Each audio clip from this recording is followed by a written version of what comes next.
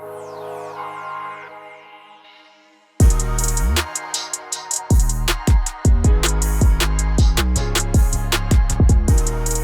Jordan. What's up, Michael? We left off by you asking last week. Oh, wow. Dude, I literally already forgot. It was 74 seconds ago. Which sport requires the most athleticism? Is that what you asked? Athleticism? Which one requires the most athleticism? Jordan, don't make fun of people with speech impediments. That's not I'm nice. not. I'm just... yeah, which sport requires the most athleticism? Not nice, Jordan. I'm not making fun of other people. I'm making fun of you who just did it in that moment. Okay. All right. So what do you think? Which sport requires the most athleticism? I would, off the top of my head, say that the first two. Were you just things thinking that come about this to me, for the last minute and a half? Yeah, of course. Off the top of my head. A minute and a half? That's the top of my head. Where do you think I'm going in a minute and a half? I would argue. I wouldn't even argue. I'd just say the two that pop to mind for me are an NFL cornerback and some kind of fighter, like an MMA fighter. What does a cornerback do? I know what a quarterback does, but I've always heard the cornerback, but I don't know what it is. A cornerback is a defensive player who generally is covering a wide receiver, right? So they're running backwards, covering a wide receiver. They also need to be proficient in tackling, right? So if they're covering a receiver and then the other team isn't throwing the ball, they're running the ball, they need to adjust and go toward the running back and try to make a tackle. Reaction timing and all that. Got it. Okay. Yeah. Strong, fast, the agility, explosive.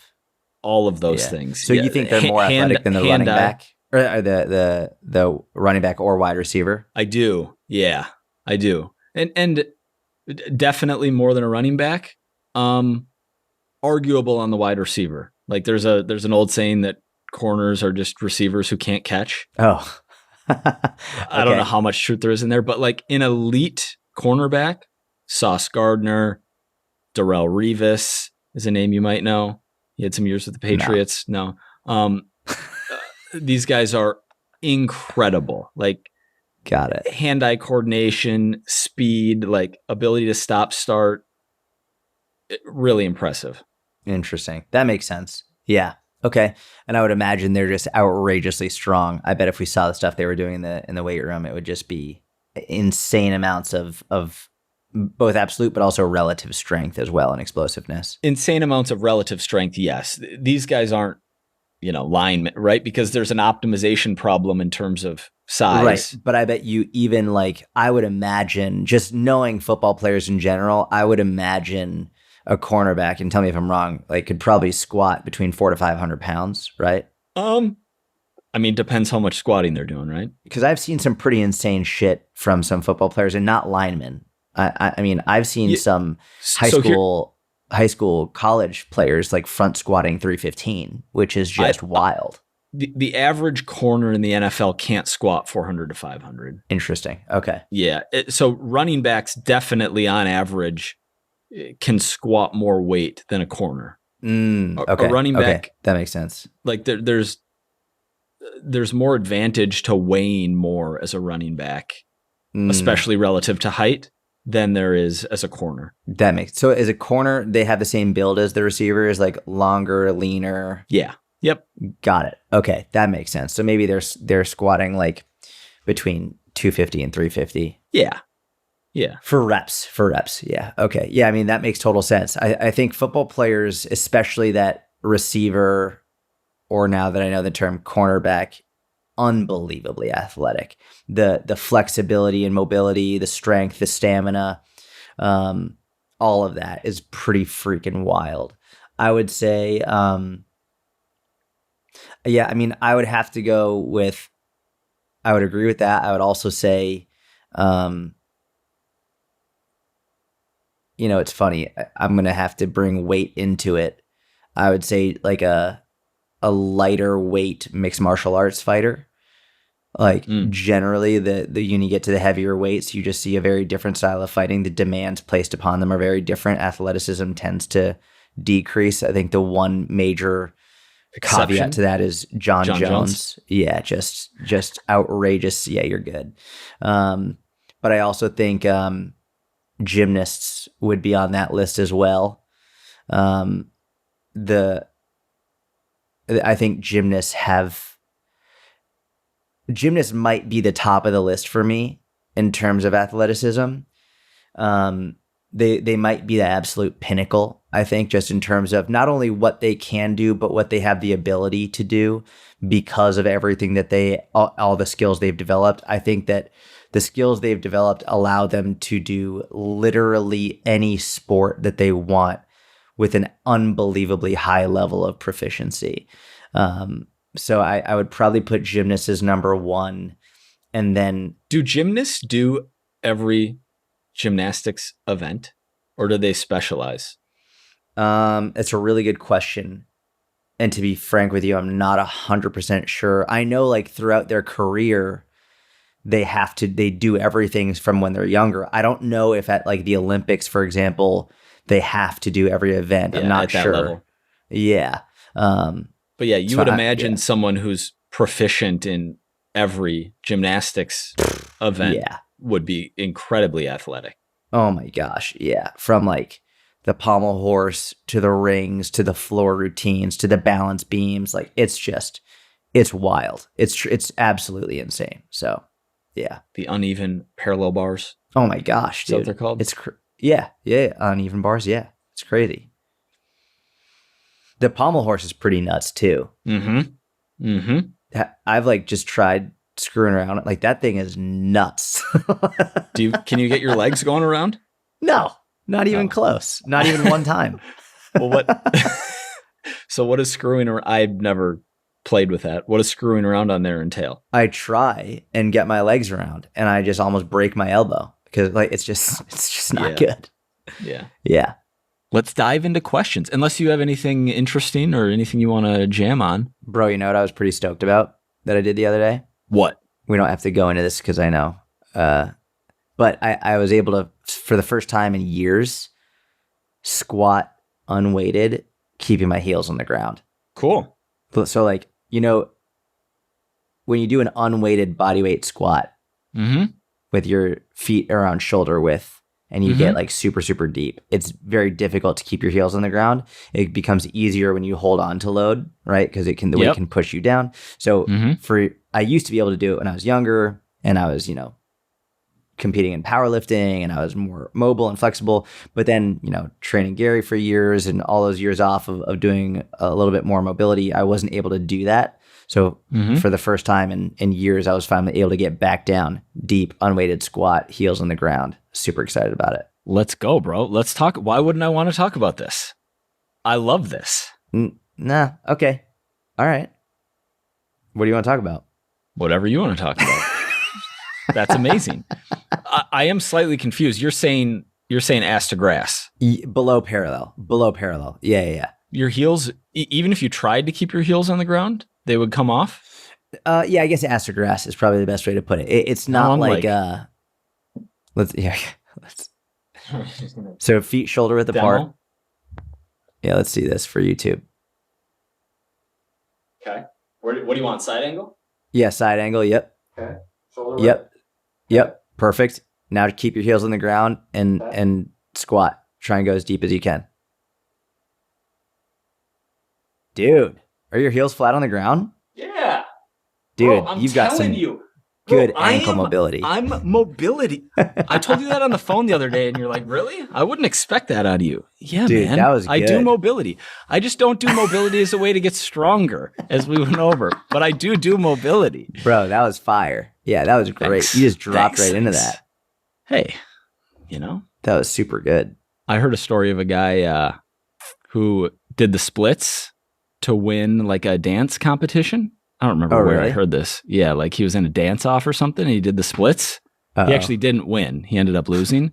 But he ripped his hamstring doing them. He didn't actually he couldn't actually do the splits. Even win? No, he didn't win. Oh man. Yeah. Oh, that must have been so painful. Yeah, not worth it. Was he drunk? Probably. Because the ability to, I mean, his brain must have just been fully relaxed just to let his legs go there. Like that's incredible. Oh, gosh. Yeah. All right, this is sort of an interesting one. I've never been asked anything like this before. I don't know if you're going to like this or not. Best advice about starting a new friendship.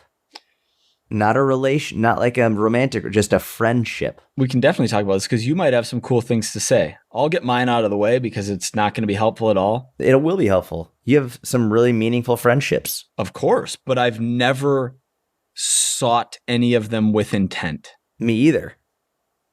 I've never been like, hey, I want to be friends with you. Like, okay. Well, the question was advice on starting a new friendship. They all just happened.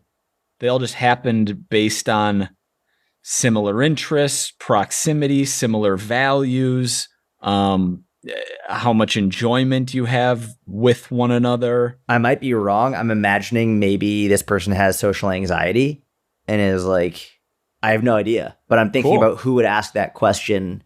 Maybe someone who's socially anxious and wants a new friend and doesn't know how to do that. I love it. What do you think? Dude, this is completely out of my... I think this is your realm. Okay. This is equally your realm as an ass to grass, heels on the ground squat unweighted. Like, that was wild what you just did. That is my realm, and this is not my realm. That's I'll try. How old is this person?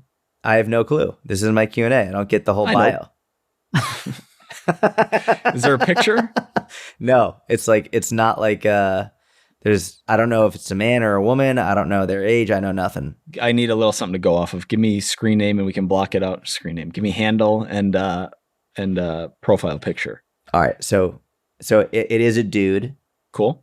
I'm going to say 50-year-old dude. So do we assume he has a friendship going and he wants advice about it? Or do we assume he wants to make new friends? Man, I'm going to assume... I can't tell if this is the worst content ever or like decent, but we'll let the audience be the judge.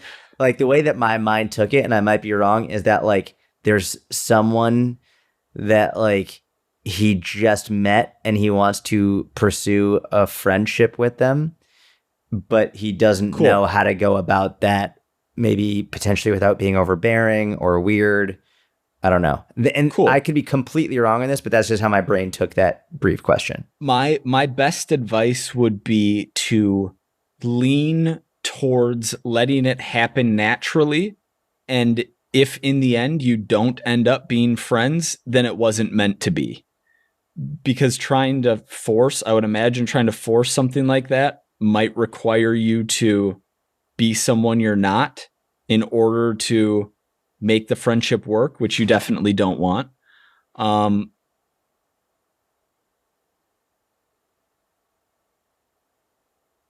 all I got. It sounds like almost like just like a romantic relationship advice, but for a friendship. No, right? romantic relationship, it'd be completely different. Oh, really? Well, what would you say for that?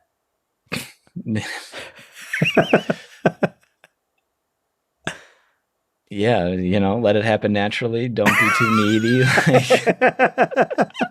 No, but there's a degree of pursuit required from a guy trying to start a romantic relationship with a girl, like courtship. Right. Like, yeah, with a friendship, you both are taking a more passive role, and it just happens. With a romantic relationship, generally, traditionally speaking, the male pursues the female. Right. I don't know if you met him if it's someone who goes to your gym and you've had a few conversations and you think he's cool, like, when you see him, say what's up and ask him what he's training today. This is the best content ever. Yeah. Okay. Dude, I love that. That's And I would say don't try to become friends. If it's going to happen, it's going to happen. Yeah. Yeah. I mean, I sort of forced it with us. Remember, I would just call you and you'd be like, I'm not a caller. I'd be like, I am. Yeah, but we were already friends. Oh, yeah. Um, yeah, I mean, I think you should just ask him to do something. Just be like, hey, like, you want to get Ask breakfast? him on a date. Yeah, I wouldn't say dinner. I think that might give the wrong impression. Just like, hey, want to go get breakfast? Like, let's meet at a diner, get coffee and breakfast. Or like, yeah, I mean, that's what I would do. That's what I do a lot. That's what I did with my buddy Sean when I first moved to Dallas. We went and got breakfast. And it was like, great. Went and got to this, got some steak and eggs, some coffee, hung out for the first time. And that was awesome. And now like we're super good friends. I think breakfast is a very like non-threatening, non-invasive, like super like, you know, ideally they're not intermittent fasting, right? Sorry, bro. My window doesn't start until noon. Lunch?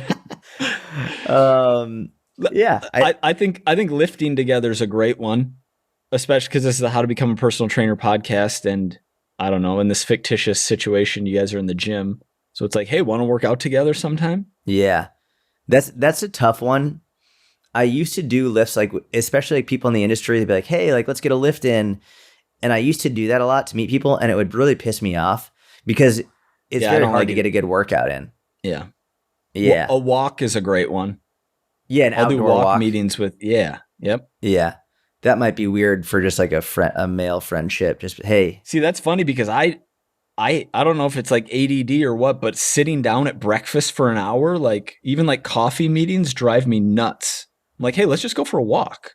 Like getting the blood flowing, getting steps in, like you're not just sitting across from each other and staring at each other. That's how I would frame it. I would say like, hey, do you want to get some steps in? Like I wouldn't say, do you want to go on a walk with me?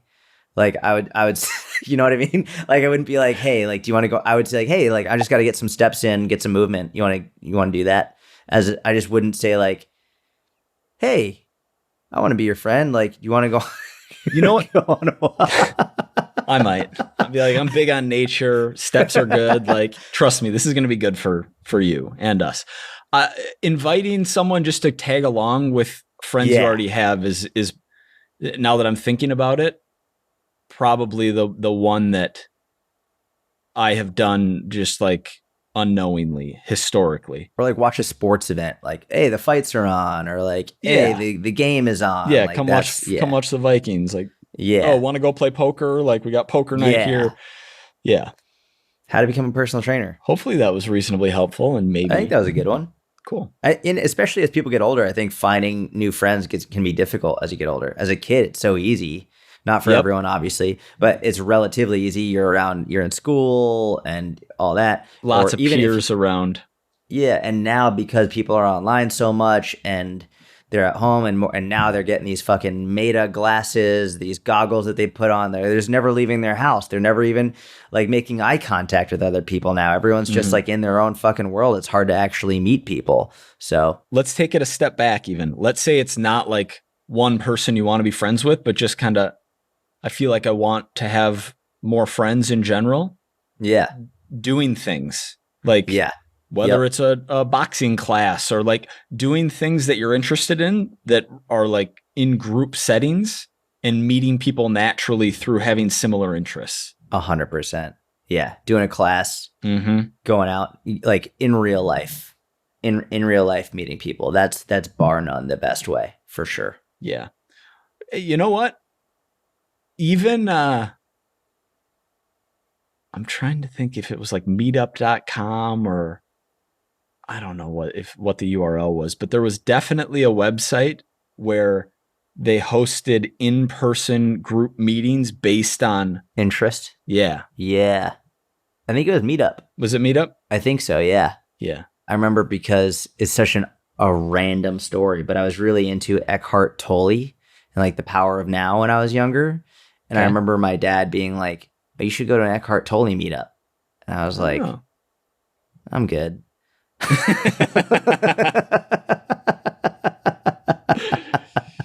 But yeah. I feel like we provided some solid advice there. Yeah. That was a good one. You know what has helped my ankle mobility a lot?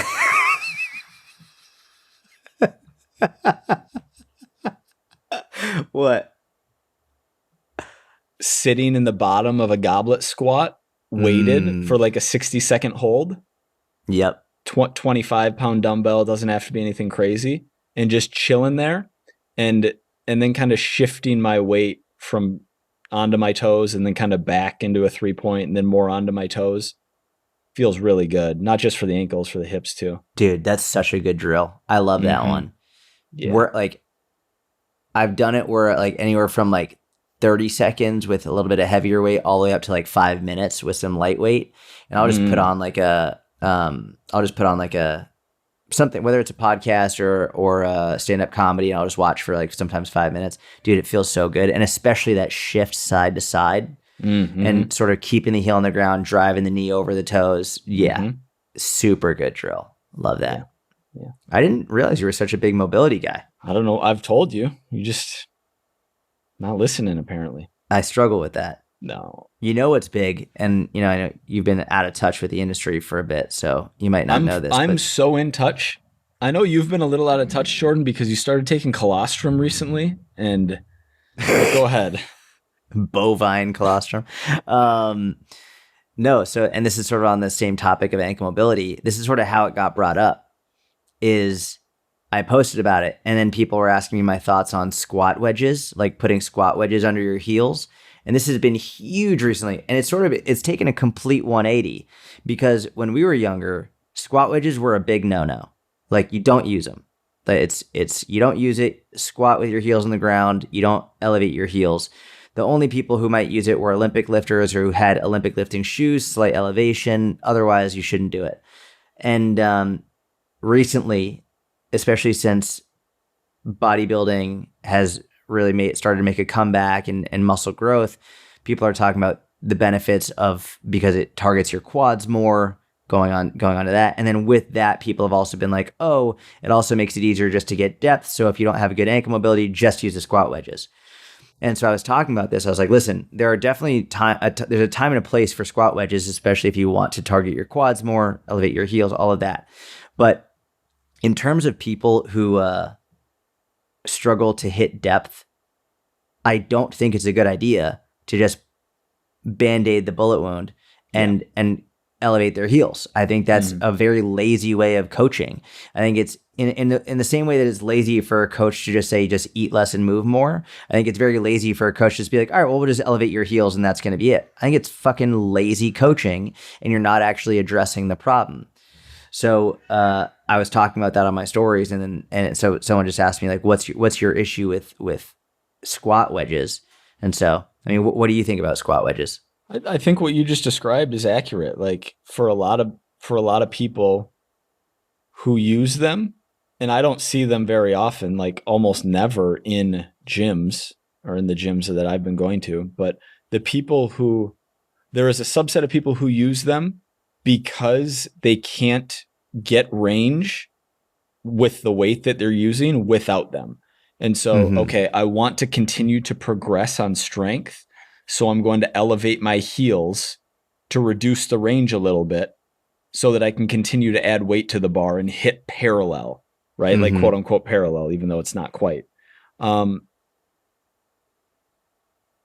Yeah, I mean, I remember in 2012 doing like heels elevated hack squats because I had a day that was just quad day. And doing 5x12 on that. Oof. That sounds terrible. Trying to blow up the quads on a bulk. It was fun at the time, but yes, in hindsight, brutal. Like fun in a masochistic kind of way. Could you do that right now? Mentally or physically? Not physically, mentally and emotionally. Like, could you summon the anger to do that? I could do the equivalent with a bicep curl, but I don't care enough about quad size.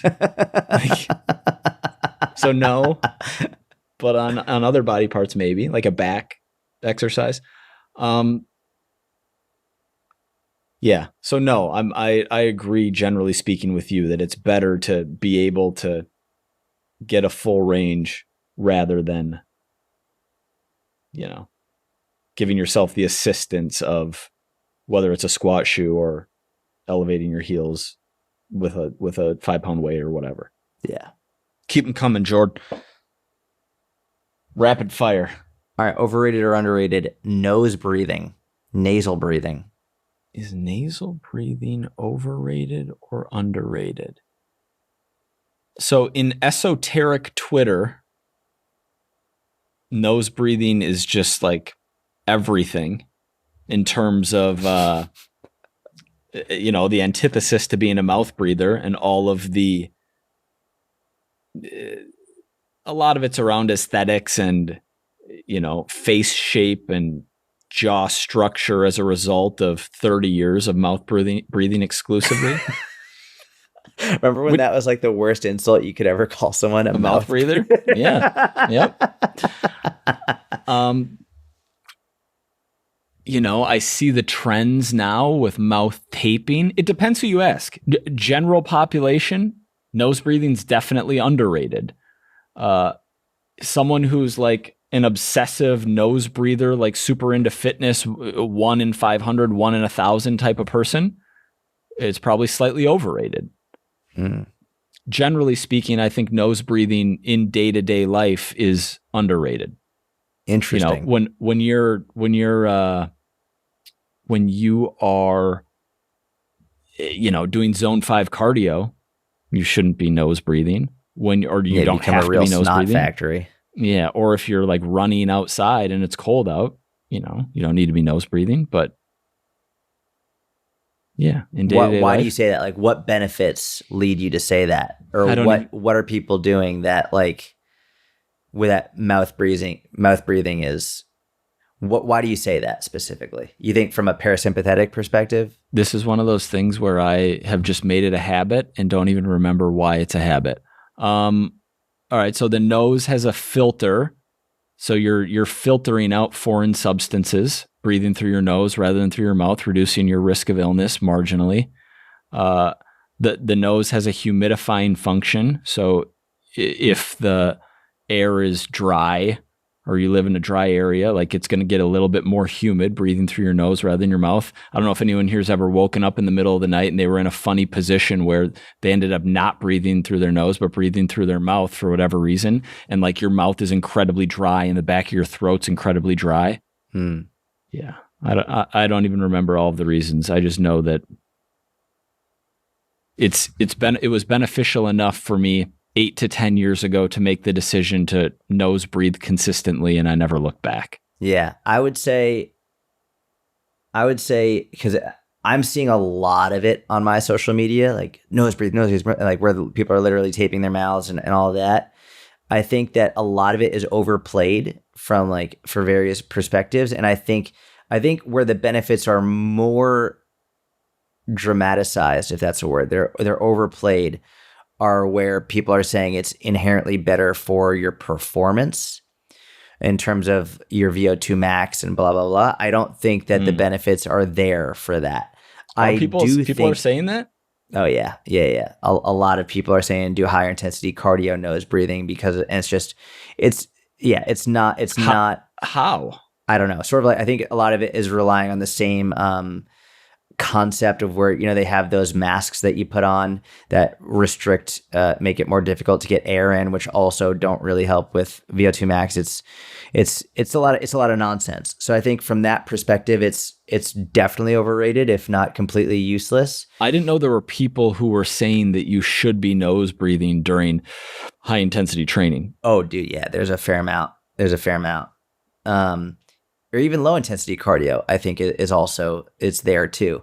But I think nose breathing when you're just working and relaxing and sleeping, and because I think generally it's much more difficult, especially if you struggle with anxiety. I think nose breathing that's a real underrated moment to use nose breathing. It's very difficult to maintain an anxious breath and chest breathing through your nose. Whereas with mouth breathing, and often like even, which will lead to neck breathing and trap breathing, that's much easier. And that I think chronically can become an issue and become a habit in terms of your breathing, like how you actually breathe. So I think nose breathing is very underrated for relaxation and everyday living, but for performance, it's overrated. So I think we agree on that. Yeah, definitely. Let's revisit this in the coming weeks because I want to actually brush up, on the spot. I don't remember many of the benefits.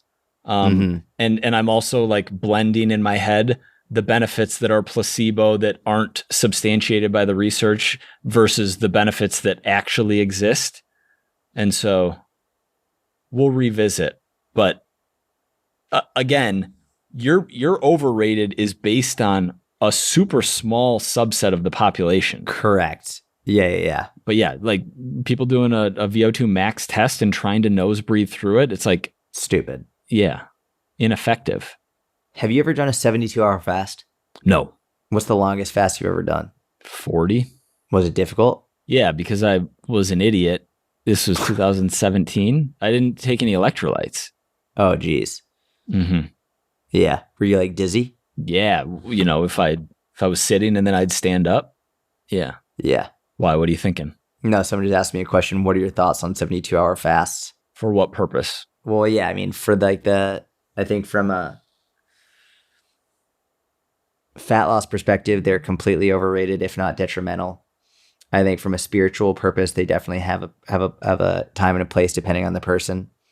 But I remembered you did a longer duration one. I just didn't know how long it was.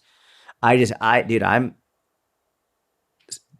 can't do long duration fasting. Like, and by long duration, I mean longer than like 18 hours. Screws up your like mentally relationship with food? No, not anymore. My relationship with food is like, thank God it's great. No, not screws up. Maybe that's the wrong term. It's not like trigger. No, I mean, dude, I just get so fucking hungry. Bro, hunger's not an emergency. No, trust me, I'm aware. I get it, but like I get so. I'm like, no. I get to like a 16, 18 hour mark and I'm just like, I've got a wife, I've got a daughter. This isn't worth it. Like I'm going to and even by the way, let's say I wasn't home. But hang on. From a spiritual purpose, like if, maybe hard is the purpose. Maybe hunger is. I'm pretty I think overrated. I don't remember if this was an overrated or an underrated. I would even, like you laid out religious and fat loss, and we're fully on the same page. I would even say that a 72-hour fast is overrated for health benefits, for whatever, like autophagy, cellular turnover, like killing off bad cells, etc. You get the same benefits just with a calorie deficit. Yeah. Very likely, or at least the majority of the same benefits over time. Yeah. I actually really don't like it. Like I like 12 to 18 hour fasting consistently. No problem. For the right person, if they want to, for fat loss, cool. But 72 hours is not even like, if you enjoy it for fat loss, do it. No one likes that. Yeah, no one likes it. And it's just, even doing a 24-hour fast twice a week, like a 5-2 style, sure. But 72 hours for fat loss, yeah. Yeah, Brad Pylon. Shout out Brad Pylon. OG. Dude, anything after 18 for me is just. But what happens? Dude, I get so hungry. Like, just so hungry. You know what I mean? Remember I told you during Yom Kippur, my buddy Saul, when he had fasted and it's a great story. He was so fucking mad. He was just like, it's a fasting holiday in Judaism. Bro, he was so angry. And I felt like I've never felt so relatable to like, he really expressed it outwardly. Like I couldn't do that to generally to other people. Like I walk in and he's just fucking pissed. Like he's just angry. And like I was doing my best to keep a face on, but like he had like circles under his eyes. He was just like he was so mad. But that's Yom Kippur is no water too, right? Correct. No water. Yeah, it's super strict with that. Right. So he's also very dehydrated. He's got no electrolytes. Like, I still drink water. And Yeah, he's got nothing. He's just operating on zero. But so what would happen if you went beyond 18? Bro, just Jordan, so hungry. You know what's so it's really difficult. You know what else is really difficult? Growing a super successful fitness business. You know what else is super difficult? Deadlifting 4 times your body weight. You know what else is difficult? Yeah. Basically being able to do the splits. You know what else But is imagine difficult? doing all of those. No. Eating. No, stop. I think that this is a self-efficacy thing. I don't know, man. Maybe. We should do a fast together sometime. I've really wanted to try it. Like I remember. Let's go into the woods. Let's do it in the woods. Go into. I'm serious. That's what's so funny about it. It's not funny, you just want to bro. go into the woods for a night for 24 hours and don't eat? in nature. We'll do it in nature under the stars. Okay. All right. Mm-hmm. Let's do it. I'm in. Cool. I'm going to pack some like beef jerky or something. We can bring some electrolytes start, like, seeing and some squirrels water. being like, uh-oh. Yeah, well, we don't know what'll happen. Oh, you mean to eat them? I thought you meant like Yeah. you'd be hallucinating. No. Jordan you starts, never know. Jordan starts hunting squirrels. Bring a bag of Cheerios with just like, yeah, I feel Jordan, good on this fast. That would not. You wouldn't cheat on something like that, would you?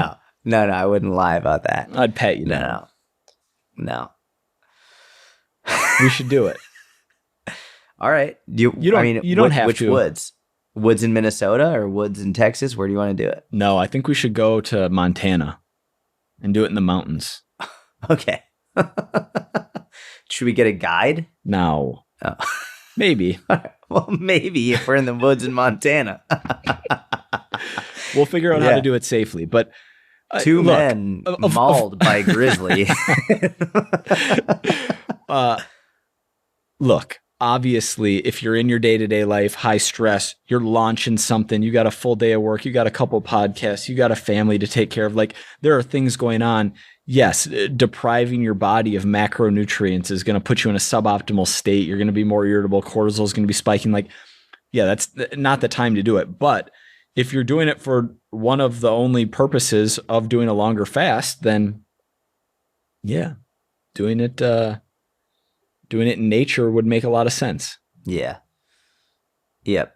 I tried doing it on a flight from Israel to Atlanta, and that was a bad idea. There's temptation. They're coming around with the snacks, and I'm just like, you can goldfish next to you, sun chips over there. You're like, yes. That was really difficult. Yeah. What else we got?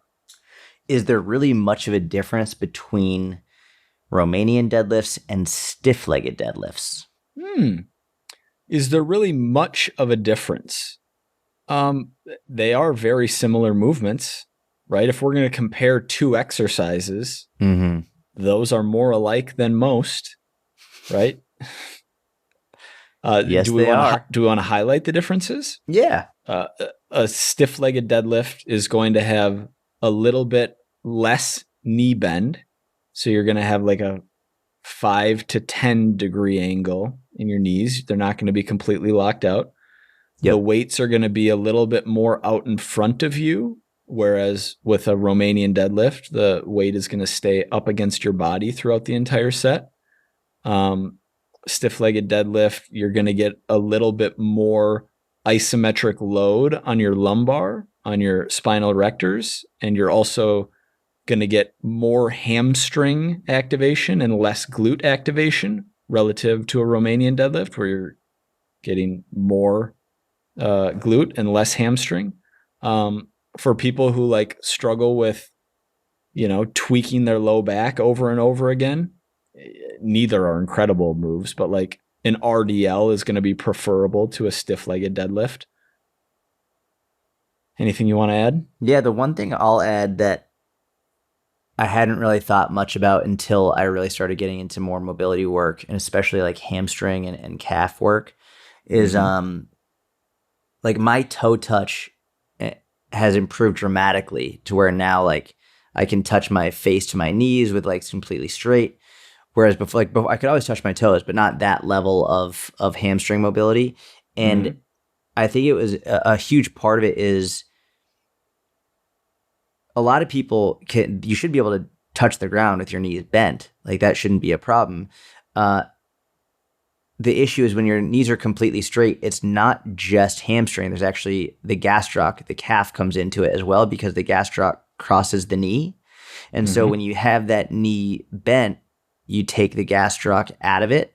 So you're no longer stretching that anymore. And I think that's actually one of the, like, people who say that they have really tight hamstrings, they might have tight hamstrings, but it also might be their calves.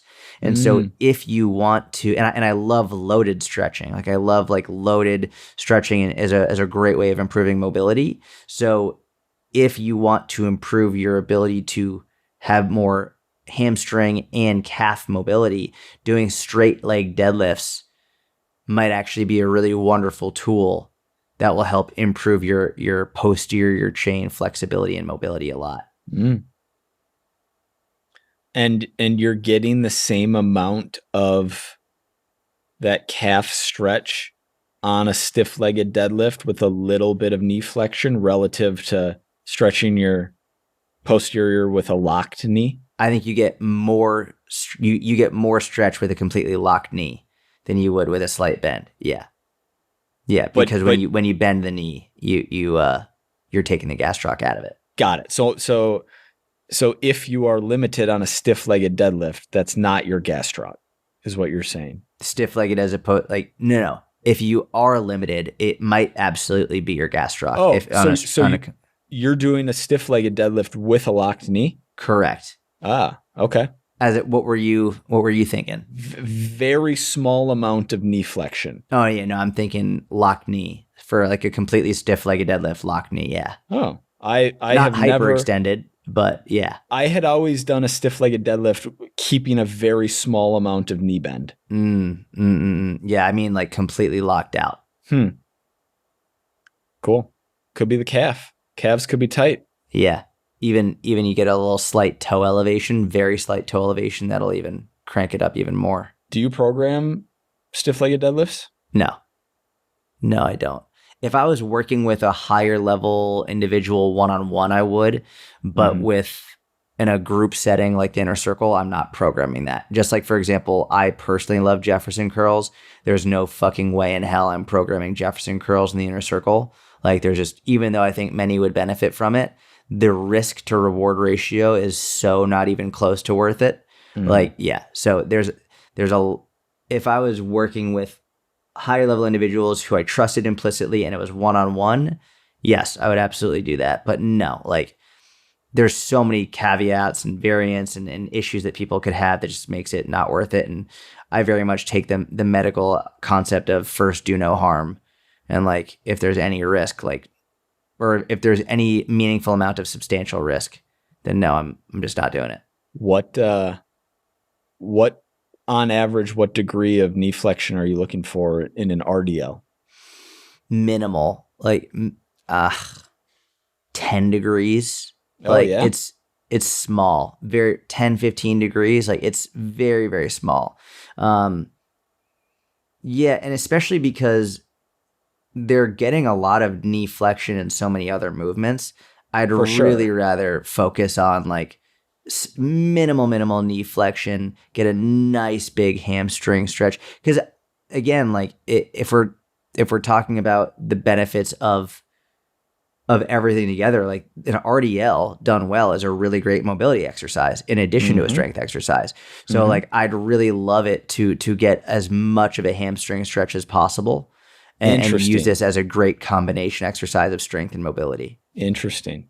Yeah, more hamstring. Whereas, because I'm generally looking for more like 25 to 30 degrees and getting more glute activation on an RDL. Yeah, I that makes sense. For me, it's just I see there's so many other places we're getting glutes in there. And I know people aren't often stretching their hamstrings enough. So it's like, they're doing lunges, they're doing hip thrusts, they're doing squats, they're doing deadlifts. It's like, all right, like, yeah, this is definitely going to like not get as much glute as it would otherwise with a little bit more knee bend, but I'm okay with that just to get a little bit of hamstring stretch here. Makes sense. Anything else? Rapid fire to finish? No, that's good. I think that's good. Give us Just a the two send-off, pods Jordan. back to back. Give us a send-off. Listen, we appreciate everyone listening. Thank you so much. If you could leave a 5-star review on iTunes or Spotify, wherever you're listening, it would mean the world to us. If you want to apply to join the mentorship, we would love to have you. Put in your application, fill it out. Mike will get back to you, and we'll have a conversation from there. But thank you so much. We appreciate you. Have a wonderful week. We'll talk to you soon. See you next week.